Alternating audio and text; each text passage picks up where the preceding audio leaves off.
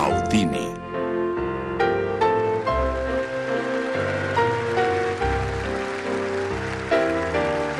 Todo aquel que alguna vez vio a Houdini en persona comentaba sobre su sonrisa. Tenía una sonrisa de oreja a oreja. Miraba hacia el público y en un momento dado hacía contacto visual con cada persona, incluso con los de la galería. Se sabía comunicar.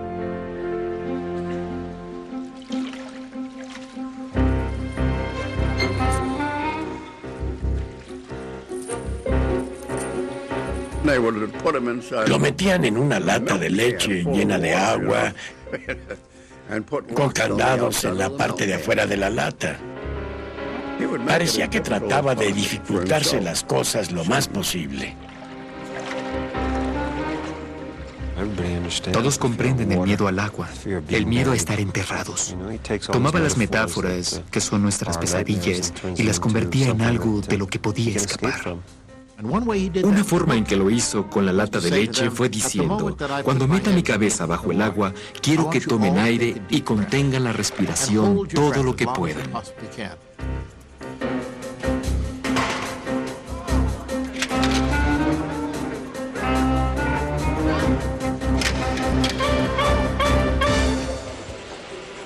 Para crear suspenso con la lata de leche, puso un enorme reloj en el escenario.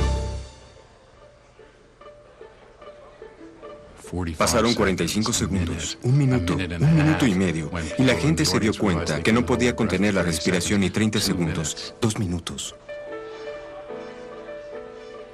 La gente se aterraba y algunos se salían porque no podían soportar el suspenso. Y de repente salía del gabinete todo mojado. Hacía a un lado el gabinete y todos los candados estaban intactos. No había ninguna pista del método que usaba. Era un buen escape, ¿no? Fue nuestro artista más grande. Durante su paso de inmigrante desconocido a artista internacional, Harry Houdini irradiaba confianza y valentía. En público, enfrentaba nuestros mayores miedos y siempre salía victorioso. Lo que no sabíamos es que Houdini estaba plagado de dudas y obsesionado con su propia mortalidad. Para nosotros, era un superhombre.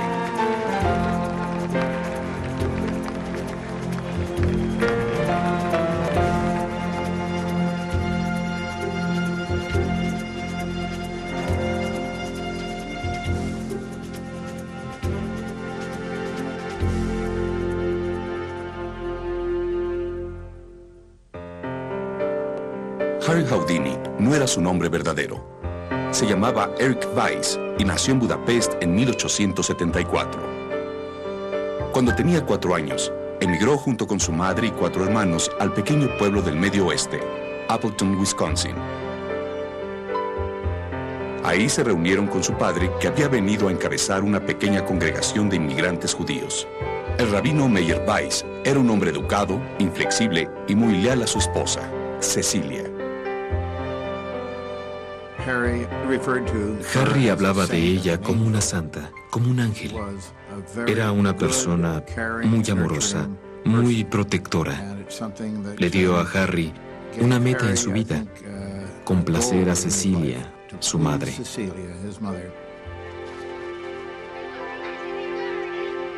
Houdini creció en una familia de 5 hijos hombres y trabajó mucho para sobresalir. Pienso que su sentido de competencia se debió en parte a este deseo de ser más que sus hermanos.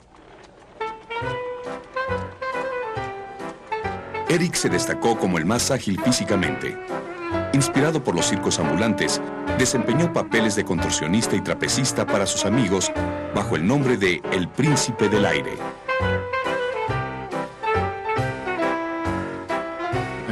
Estoy seguro de que Harry decía: yo creo poder hacer eso también. No importaba lo increíble que fuera o imposible que pareciera. Él sabía que si otros podían, él también podía. Pero los años maravillosos en Appleton se acabaron pronto. El padre de Erik fue despedido por su congregación por estar demasiado unido al viejo mundo. se esforzó por mantener a su familia y se mudaban con frecuencia. Finalmente terminaron viviendo en las abarrotadas vecindades de la ciudad de Nueva York. Eric y su padre encontraron trabajo en una fábrica de prendas de vestir. El poco tiempo que le quedaba libre lo dedicaba a fortalecer su cuerpo. Medía solo 1,65 metros, era musculoso y frecuentemente corría 16 kilómetros al día. En una magnífica fotografía en que tenía como 16 años, tiene el pecho lleno de medallas, una de las cuales ganó por una carrera a campo traviesa en Nueva York. Esa era la única medalla real, las otras eran falsas. Era típico de Houdini. Siempre exageraba lo que hacía, sin importar lo maravilloso que fuera. El lema de su vida era la desesperación. Deseaba desesperadamente convertirse en algo sobrehumano de ser posible. Mira quién soy, mira lo que puedo hacer. Tenía una actitud muy ansiosa. Pero nada de lo que Eric hacía podía transformar la vida de su padre. Cuando el rabino Weiss yacía muriendo de cáncer a los 63 años, le hizo prometer que nunca le faltaría nada a Cecilia. Y se convirtió en la misión de Eric. Creo que Houdini se avergonzaba de su fracasado padre y le era muy importante sobreponerse a ese inicio. Quería ser alguien en este mundo. Muy poca gente que conozco ha querido dejar huellas tan profundas como Houdini.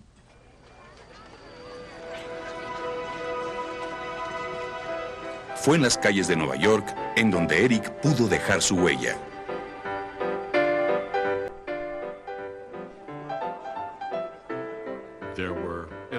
En casi todas las calles de la ciudad había espacios para diversión. Salones de concierto, teatros de variedad, circos. Anunciaban afuera lo que había adentro, por lo que se tenía la oportunidad de observar algunas anomalías humanas o hasta un mago en la calle. A los 18 años, Eric y un amigo se unieron para hacer sencillos actos de magia con sus manos. Se denominaron los hermanos Houdini por un famoso mago, Robert Houdin. Eric se convirtió en Harry. Creo que cuando eres niño y haces algo fuera de lo común, ya sea magia o escapes o algo parecido, impresiona a la gente y obtienes una reacción, una verdadera reacción de asombro. Esto no se puede reemplazar con nada. El primer trabajo importante de los hermanos Houdini fue en la Avenida Central durante la Exposición Columbia de 1893 en Chicago.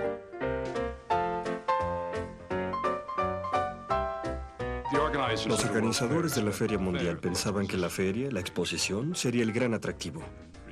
Probablemente la avenida principal tuvo más éxito, fue más popular, debido a que la gente realmente se divertía. El espectáculo del entretenimiento en los Estados Unidos estaba en su etapa formativa, pero en la década de 1890 tuvo un gran auge, y Houdini se iniciaba justo en ese momento. Harry descubrió que había mucho trabajo en el mundo del espectáculo. Al año siguiente encontró con quién compartirlo cuando conoció a Beatrice Runner, de 18 años. Bess era una inmigrante alemana católica, vivaracha y divertida, que trabajaba en un espectáculo de canto y danza llamado Las Hermanas Floral. Después de un cortejo de 3 semanas, se casaron. Bess era una asistente de mago innata. Era muy pequeña. Medía como 1.50 metros y era ágil. Ser tan pequeña y delgada es excelente para entrar y salir de cajas. Con el nombre de los Houdini, desempeñaron trucos de magia convencionales y representaron un acto ilusorio llamado la metamorfosis, donde en solo 3 segundos intercambiaban de lugar en un baúl. Los Houdini se iniciaron en los estratos más bajos del mundo del espectáculo. Trabajaron en circos, en espectáculos ambulantes en donde vendían medicina como el jugo de la alegría Kickapoo entre actos. Se iniciaron en teatros baratos donde actuaban junto a diversas anomalías humanas. Houdini llegó a odiarlo. Ansiaba subir de escalafón hacia el teatro de variedad. La paga era mejor, el ritmo menos agotador. Y comparado con los museos baratos, era sin duda un lugar refinado. La primera fecha importante de los Houdini fue con Tony Pastor en Nueva York. Era el lugar, pero la posición en el programa también era muy importante. A Harry Bess les tocó la peor posición, iniciar el segundo acto mientras el público todavía se estaba sentando. Después, cuando Harry pegó el programa en su álbum, puso a los Houdini en la posición de primeras figuras. Para ser realmente una primera figura, Harry necesitaba un truco ingenioso. Se inspiró en un espectáculo espiritista en el que los actores entraban esposados en un gabinete, mientras que el público creía que los espíritus estaban tocando instrumentos y haciendo volar objetos. Houdini se dio cuenta de inmediato que era un truco. Los actores se habían quitado las esposas. La idea del espiritista era que el público pensara que no se habían escapado.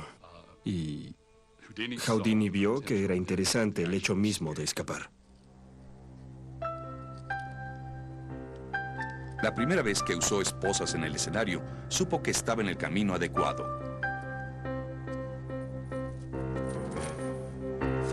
Pero escapar era solo una pequeña parte de su acto. Se había esforzado durante 6 años y todavía era el Harry de los lugares baratos. Estaba considerando salirse de la magia, pero fue a cumplir con un contrato en Minneapolis. Mientras actuaba ahí, un muy famoso agente llamado Martin Beck, uno de los gerentes líderes del teatro de variedades, entró y vio por casualidad uno de los escapes de esposas de Houdini. No consideró que el acto del escape podría retener la atención del público por sí mismo. Pero Beck vio más allá. Vio que un acto de escape podía ser un acto en sí mismo. Martin Beck telegrafió a Houdini informándole que podía empezar en Omaha y que le pagaría $60 por semana. Este telegrama cambió todo el rumbo de mi vida, escribió después. El acto ya no era Bess y Harry. Era sencillamente Houdini, el rey de las esposas.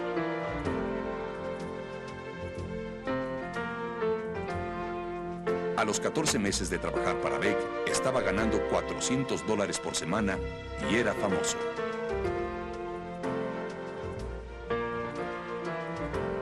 En 1900, Beck envió a Harry y a Bess a una pequeña gira por Inglaterra. En aquel tiempo, al inicio de un nuevo siglo, era importante que los norteamericanos fueran a Inglaterra, porque era el lugar donde había que tener éxito. Y todos los norteamericanos iban ahí.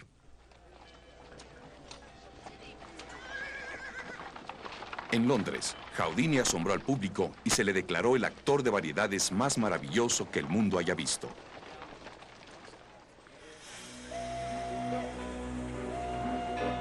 Harry y Bess decidieron quedarse y actuaron en toda Europa.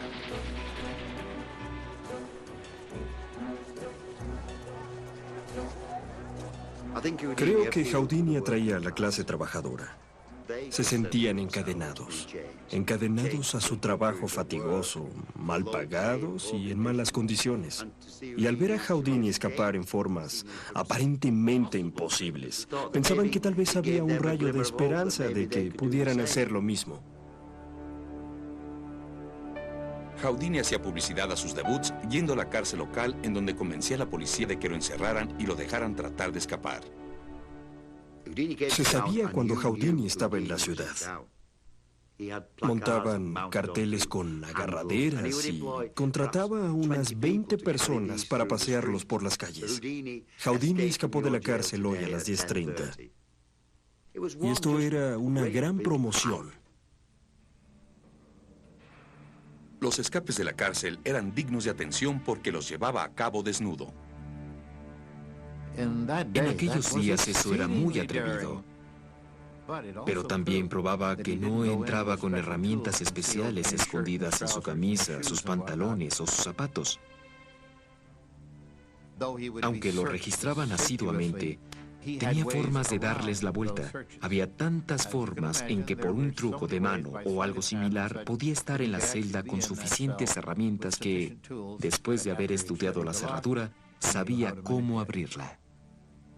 El verdadero truco era la llave apropiada a la hora apropiada, pero guardándola de forma que nadie la viera. Eso lo resume todo. De eso se trata el escapismo. Harry manejaba la prensa con la misma habilidad con que manejaba sus cerraduras. En 1904 montó un evento con el periódico más grande de Londres, The Daily Mirror. Durante días, el Mirror informó al público sobre cada detalle de un juego de esposas que se garantizaba que era imposible abrir.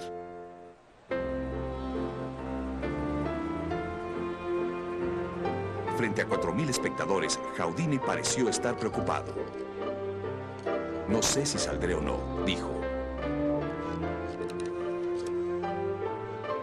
Y se retiró a un gabinete que llamaba Casa de Fantasmas y el auditorio esperó. Una de las veces que Houdini salió de la casa de fantasmas, pidió que le quitaran su frac. Estaba sudando abundantemente. El gerente de escapes dijo que no, porque le preocupaba que Houdini pudiera ver cómo se podían abrir las esposas. Entonces Houdini hizo una de las suyas. Forcejeó para meter las manos en una de las bolsas de su frac, algo muy difícil, y sacó un cortaplumas que abrió con los dientes. Cortó el frac y lo tiró al suelo, y todos voltearon. Levantó las esposas en señal de victoria y regresó al gabinete a intentarlo nuevamente. Durante más de una hora, el público se mantuvo en sus asientos esperando que apareciera Houdini. Y cuando por fin salió sin las esposas, lo levantaron en hombros literalmente. Estaban muy excitados. El público se volvió loco.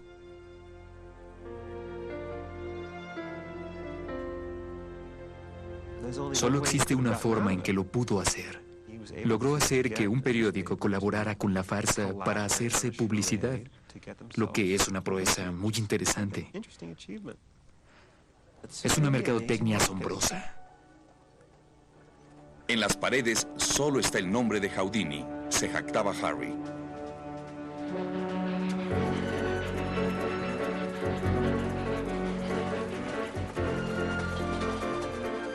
Pero después de 5 años, las giras constantes cobraron su precio.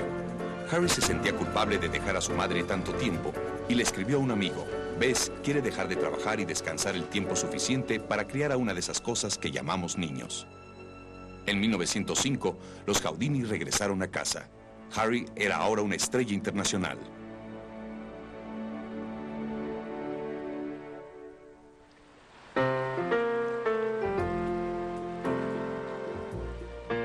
Casi 30 años antes, Eric Weiss había llegado al puerto de Nueva York como un joven inmigrante húngaro. Ahora era Harry Houdini y portaba un pasaporte que hacía constar que su lugar de nacimiento era Appleton, Wisconsin. El hecho de darte a conocer en un país extranjero y cuando regresas a los Estados Unidos, tu país adoptivo, te dé la bienvenida, es maravilloso. Conquistar lo que parecía inconquistable.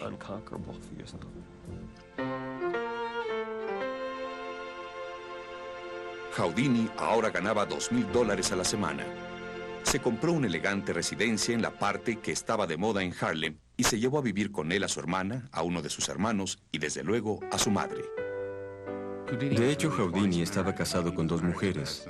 Una era Bess y la otra en cierto modo su madre. Las llamaba mis 2 chicas. Era lo que hoy llamaríamos un hijo de mamá. Amaba a su madre obsesionadamente. Pero también amaba a Bess, y creo que la amaba apasionada y románticamente. Le dejaba pequeñas notas bajo el mantel o detrás de algún cuadro que a la larga a ella encontraría. Harry se dirigía a Bess con adoración. La llamaba cariño, esposita mía, y decía que tenía mucho amor para darle. Toda su relación con ella es como de broma. Existe algo poco serio. Así era también con el resto de la gente. Era alguien muy centrado en sí mismo. Era un verdadero egoísta. No había nadie mejor. Tenía papel para escribir con sus iniciales en todos lados. Sus pijamas decían HH, su billetera decía HH, los azulejos de su baño decían HH. Houdini estaba muy preocupado por su salud. Nadaba y le daban masajes constantemente. No bebía ni fumaba y guardaba una dieta estricta. Intentaba decirle a la gente que él podía reconstruir sus cuerpos si tomaban leche, naranjas y huevos, y quién sabe cuánto más. Les daba pequeñas recetas y les escribía cosas para ayudarlos a desarrollar su físico. Era muy agradable estar con él. Pero, por otro lado, una señora que era su secretaria me dijo que a él no le gustaba la gente en lo más mínimo. No solo actuaba en el escenario, sino fuera del escenario también. Era un enemigo implacable. Había personas que le desagradaban, si no es que las odiaba, sin tener ningún motivo. Siempre fue así. A quien más odiaba Houdini era a los imitadores que lo habían importunado desde el inicio de su carrera. Con frecuencia, Harry los espiaba y los humillaba en público. Imita a otros, dijo una vez, o te imitarán a ti.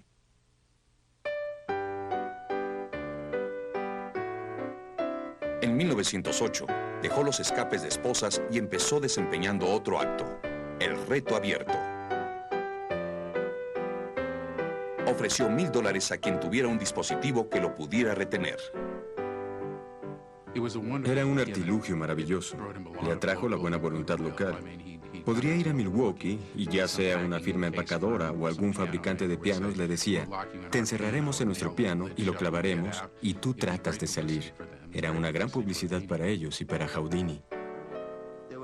Había gente en las fábricas que me decían, era maravilloso cuando nos reuníamos a planear un reto para que escapara de él Houdini. Y se le unían y él llevaba la publicidad al escenario. Creo que los hacía sentir importantes. Houdini escapó de un escritorio de cierre enrollable, de un enorme sobre, de una pelota gigantesca y de una criatura de las profundidades. Hoy en día habría un nivel de cinismo que no existía entonces. Había una cierta inocencia en aquel entonces, antes de la televisión, antes de las películas de alta tecnología de $100 millones, que hacían un super espectáculo de su acto. Creó un furor por ir a ver sus espectáculos en Europa y en los Estados Unidos. Y las calles estaban bloqueadas con cientos de personas que no podían entrar. La mayoría de los que trabajaban en el teatro de variedad desarrollaban durante su vida un espectáculo de 12 minutos y siempre era igual. Pero el acto de Houdini tenía suspenso y nadie sabía lo que iba a suceder, incluyéndolo a él. Era increíble. Ataban cada parte de su cuerpo con cuerdas y cadenas para que fuera imposible que escapara. Pero salía como escurriéndose.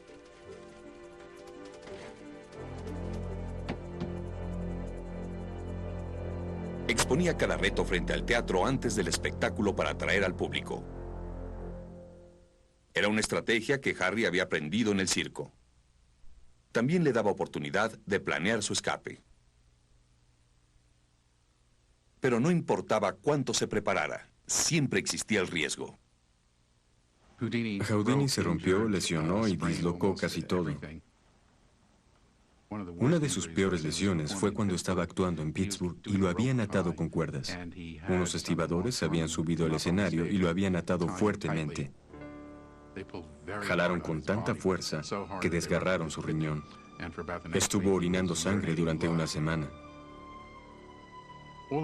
Todos los escapes de Houdini involucraban mucho dolor y parte de ello tenía que ver con cierto placer masoquista. A Houdini le fascinaba la mutilación. En una horrenda colección de fotografías que poseía, había unos prisioneros de Asia decapitados y las cabezas yacían como coles en un campo.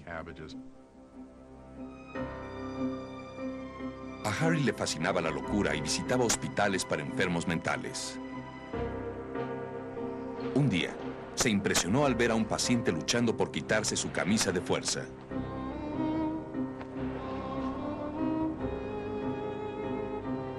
Parte de su genio es que vio en ello una forma de representación. Parecía estar completamente indefenso.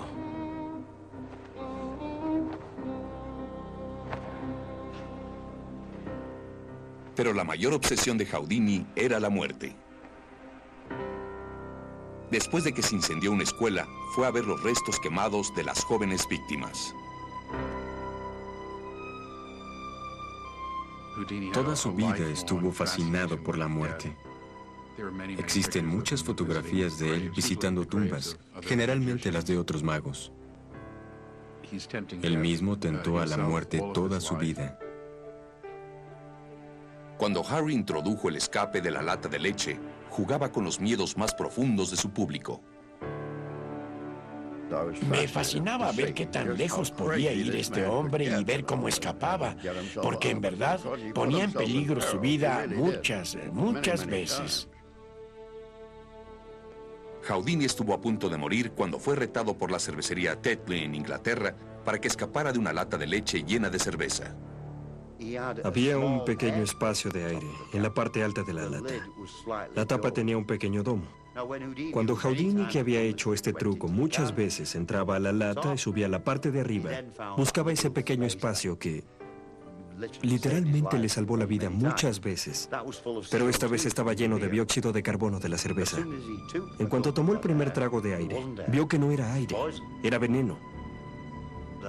No sé con exactitud cómo se comunicó con el exterior, pero supieron que algo andaba mal y rompieron todo y lo sacaron.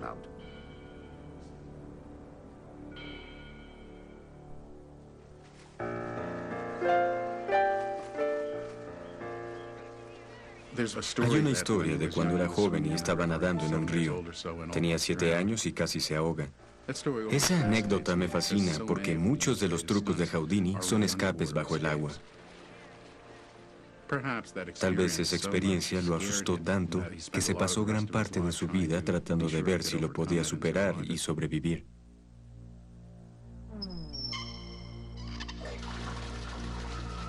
Harry empezó preparándose para escapes peligrosos bajo el agua. Se sumergía en agua helada en la tina de baño, conteniendo la respiración todo lo que podía.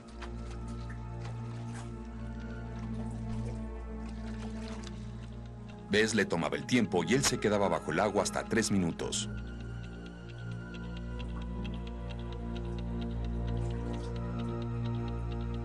Estaba tan locamente dedicado a lo que hacía y lo hacía con tanta disciplina que no se le ocurrió antes la mayor insensatez de su vida.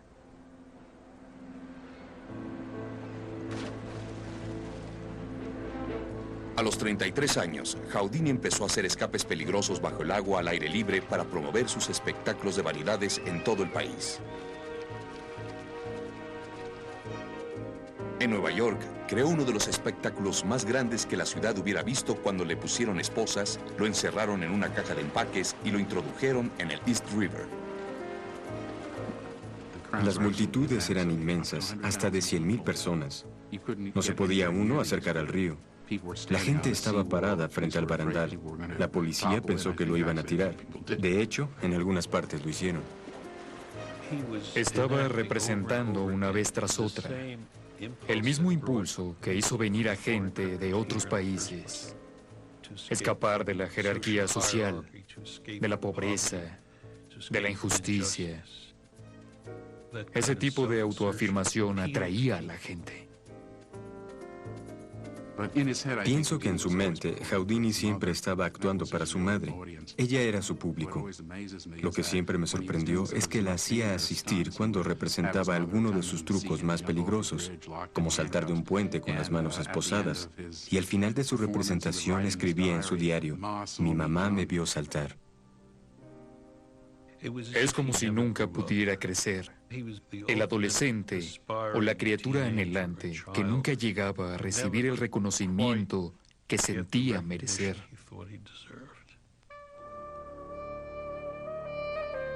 Hacía mucho que Harry quería que se le reconociera como un académico como su padre. Puesto que su padre era un rabino, una persona instruida, Houdini trató de convertirse en un intelectual, a pesar de que su educación había sido muy básica. Casi toda provenía de las calles y de las giras. Houdini intentó ser un intelectual. Coleccionó una de las bibliotecas sobre el teatro más grandes del mundo. Escribió libros sobre magia y buscó la amistad de escritores famosos como Jack London y Sir Arthur Conan Doyle. Vean cómo empezó, en los carnavales, en el circo, en espectáculos secundarios, en la periferia de los espectáculos respetables. Y a la larga, después de haber tenido éxito, quieres que te respete la gente a quien tú respetas. Siempre existía ese sentimiento de que no solo quería escapar del río helado, o del ataúd, o de la lata de leche, pero que tenía que escapar del escenario también y ser visto en el mundo real como una figura histórica, no solo como un ilusionista.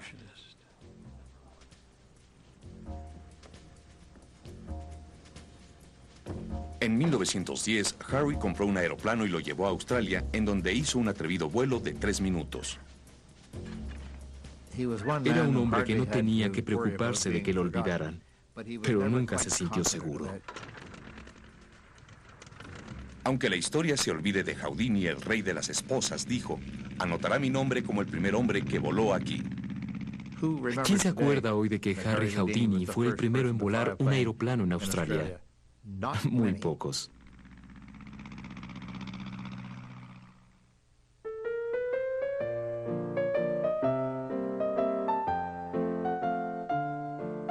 Harry estaba decepcionado de no haber podido tener hijos con Bess.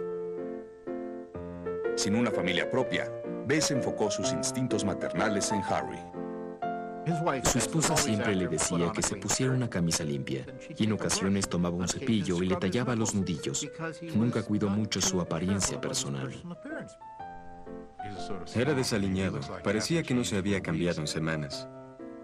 Pienso que su descuido en el vestir era solo una demostración de su preocupación por lo que hacía. En 1912, el escape de la lata de leche estaba siendo imitado y vendido por $35. Houdini estaba furioso, pero preparado. Se había pasado 5 años en su taller en el sótano de su casa desarrollando en secreto un nuevo escape. El clímax de todo mi trabajo, dijo, es la celda de tortura de agua china.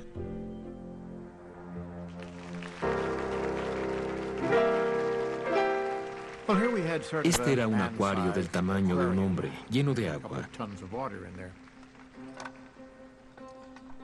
La tapa tenía un par de muescas en donde se colgaban sus tobillos asegurados con candados.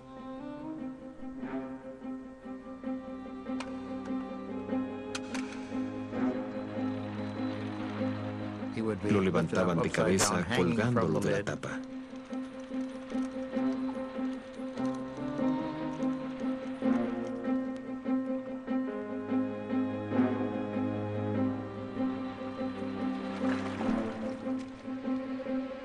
Estar de cabeza, colgando de tus tobillos sumergido en agua, te resta fuerza. Se siente que tu pecho va a explotar. Da miedo. Lo último que veías era a Houdini colgando de cabeza, mirando al público a través del vidrio. Infundía terror. Su cabello flotando, sus mejillas hinchadas y su cara poniéndose roja. Te preguntabas, ¿cómo va a salir de ahí?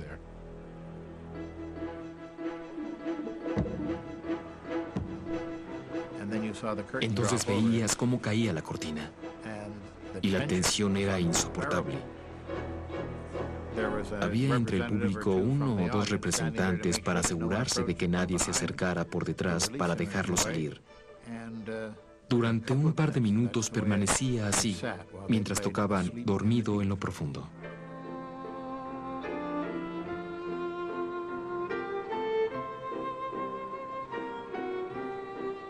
Salía de la celda de tortura de agua, pero sin ser visto por el público. Ellos no estaban conscientes de que ya había salido. Se esperaba un rato para aumentar el suspenso. De pronto, a una señal, la música dejaba de tocar. Y él se encaminaba para recibir los aplausos, todo mojado y sin aliento. ¡Qué momento tan maravilloso! Aunque insistía que era solo un truco, muchos creían que había escapado por medios sobrehumanos.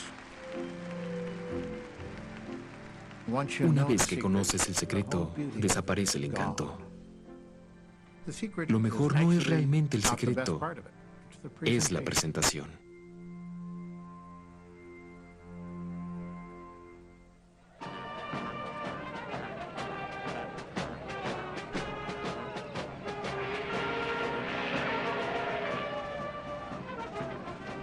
Houdini partía un recorrido muy largo por los países escandinavos en Europa. Se subió al barco, pero en el momento en que iba a partir, insistió en bajar la pasarela y darle a su madre otro beso y un gran abrazo.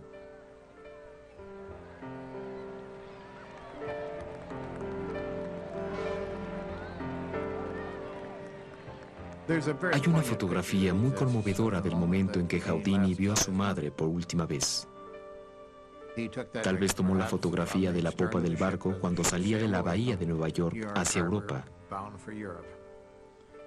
Se ve a la señora, una pequeña figura entre una enorme multitud, despidiendo al barco.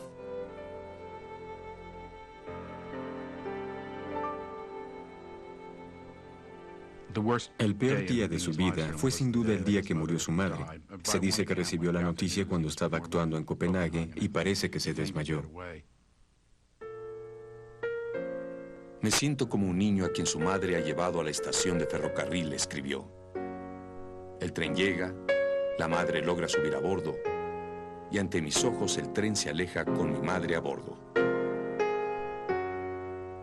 Me he quedado solo en la estación. Harry canceló su recorrido y durante semanas solo salía de la casa para ir a la tumba de Cecilia. Encuadernó sus cartas para poder leerlas hasta altas horas de la noche.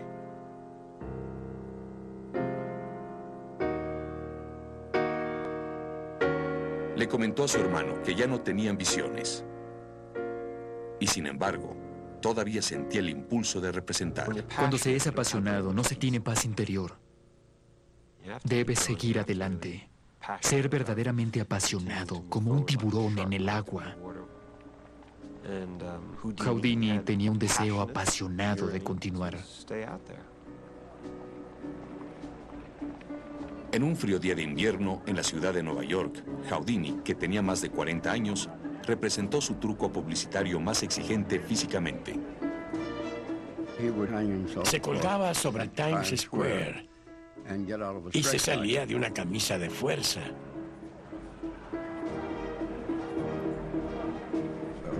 Y todo el tránsito se detenía. Miles de personas salían a observar este fenómeno.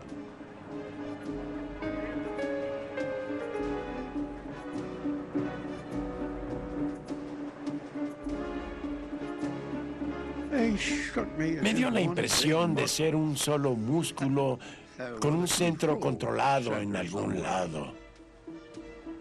Parecía tener control sobre cada músculo de su cuerpo. También existía una conexión con el sentido de modernidad del público. Los altos edificios de más de 10 pisos, milagros de la arquitectura y grúas en las calles. Era como una proeza muy moderna.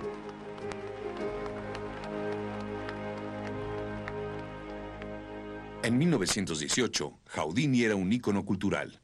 Incluso había una nueva palabra, houdinizar, es decir, salir de un problema difícil. Pero Harry aún se sentía inquieto.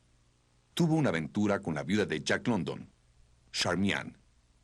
Los dos sufrían la pérdida de un ser querido y tuvieron una relación apasionada pero breve. En realidad era un hombre de principios y parecía sentirse culpable. Pero tenía que tener una aventura. Era como inevitable. Que solo tuvo una y que no parece haber sido muy feliz, probablemente es más revelador.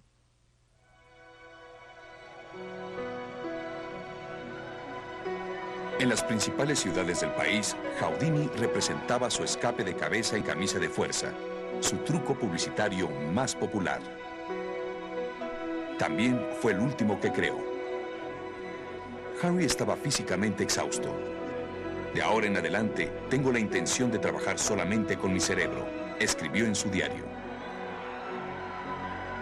Por lo general no se sabe que Houdini, casi desde el principio, quería salirse del negocio de los escapes. Escribe continuamente en sus diarios: esto es demasiado pesado, debo encontrar alguna otra forma de hacerlo.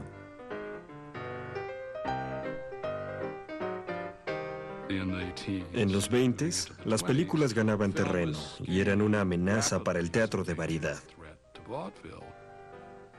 Creo que Houdini sabía que su carrera en los escenarios era ya limitada y por eso le pareció muy importante tener éxito en la pantalla.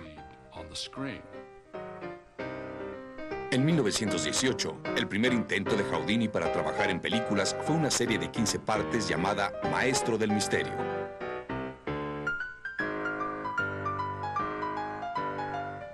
Su idea era filmar y que lo filmaran haciendo escapes. Y entonces ya no tendría que hacerlos.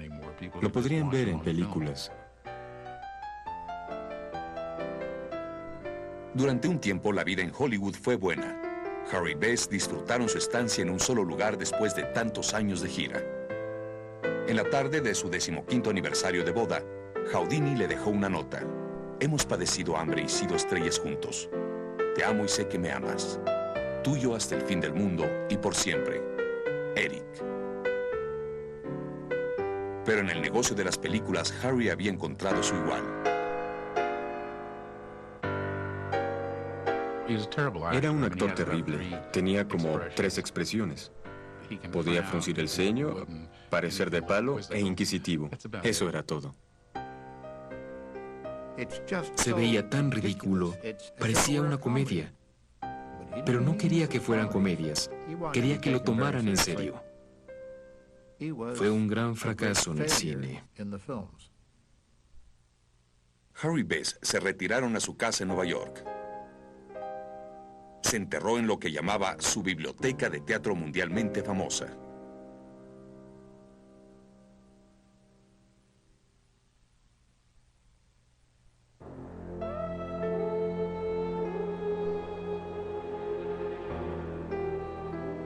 Con la muerte de millones durante la Primera Guerra Mundial, floreció un movimiento religioso llamado espiritismo.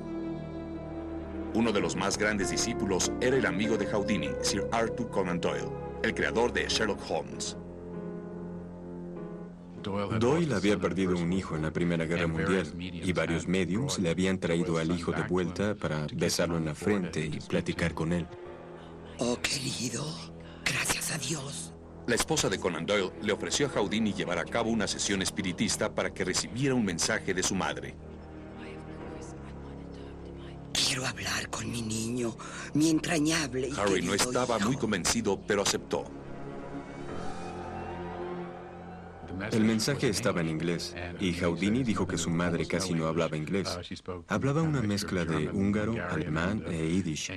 Estaba seguro de que el mensaje era un fraude. Enfurecido de que explotaran su pena, Houdini inició una cruzada en contra de los espiritistas. Iba a sesiones disfrazado creyendo que él era el calificado para desenmascarar sus embustes. Solo una persona tan hábil como ellos puede desenmascararlos, dijo. Harry estaba de nuevo en los encabezados. Me dijo que creía que eran malvados. Se aprovechaban de los pobres que gastarían hasta su último dólar para escuchar la voz de un ser amado. Los desenmascaramientos de Houdini se hicieron increíblemente populares. Se convirtieron en su nuevo acto. Leía el nombre y la dirección de cada uno de los espiritistas en cada ciudad. Y mucha gente lo demandó, pero no llegaban a nada porque la información que teníamos era auténtica. Houdini también declaró contra el espiritismo en audiencias ante el Congreso. Por fin recibía el respeto a su intelecto que tanto deseó. Ya era una persona muy conocida en las páginas de la revista Scientific American. Se había convertido en algo más que un artista del mundo del espectáculo. Aunque le había prometido a Bess que se retiraría, Harry no podía retirarse de las candilejas. Estaba compitiendo con todo tipo de entretenimiento. Eddie Cantor, Al Jolson, W.C. Fields. Este es el gran periodo de los Ziegfeld Follies. Este es el periodo de los escenarios de Broadway. En 1925, Houdini inició un espectáculo de un solo hombre en Broadway. Montar su propio espectáculo en Broadway fue un gran salto. Te da cierta clase el presentarte en Broadway, especialmente entonces. Houdini lo logró.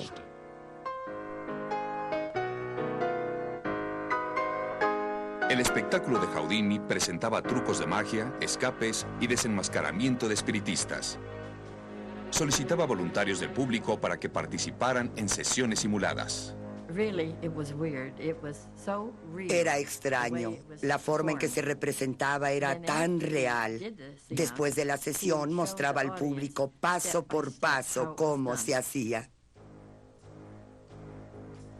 Los participantes no podían entender cómo sonaba la campana que estaba bajo la mesa sin la ayuda de espíritus. Pero el público podía ver a Houdini quitándose el zapato y tocando las campanas con sus dedos.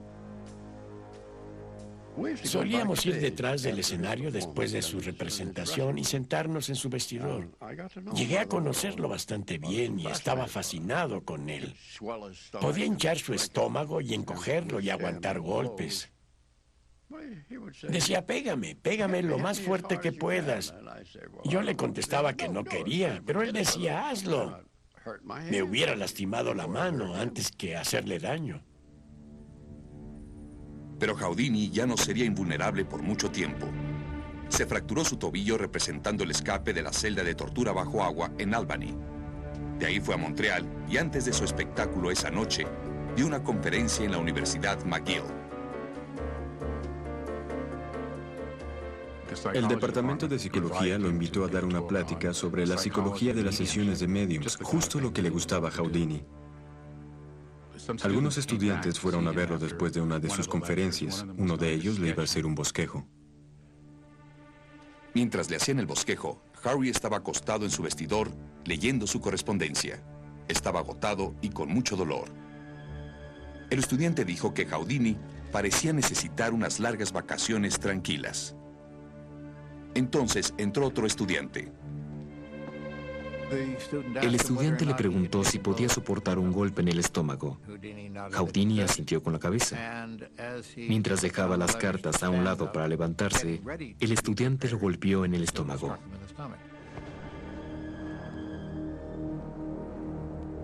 Harry balbuceó. Es suficiente.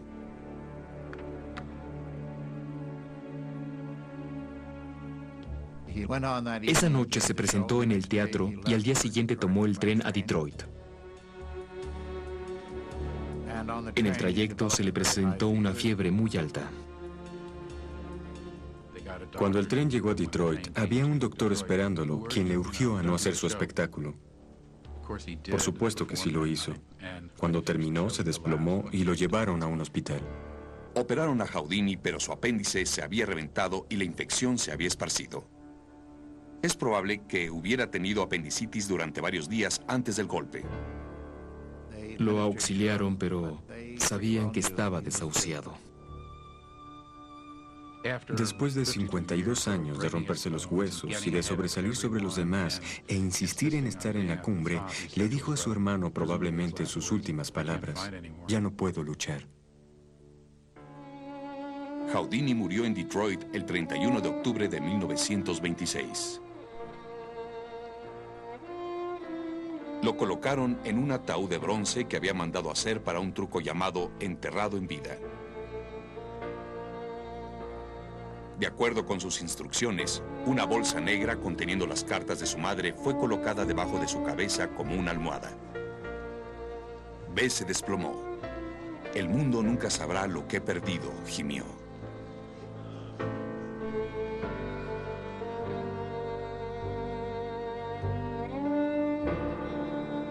Después de una vida dedicada a la búsqueda de la fama, Harry Houdini tendría ahora su lugar en la historia. Las personas me han preguntado si Houdini fue real o producto de la literatura como Sherlock Holmes. Sí, se llega al punto en donde la gente no sabe si fuiste real o no. Eso es fama, que va más allá de la fama.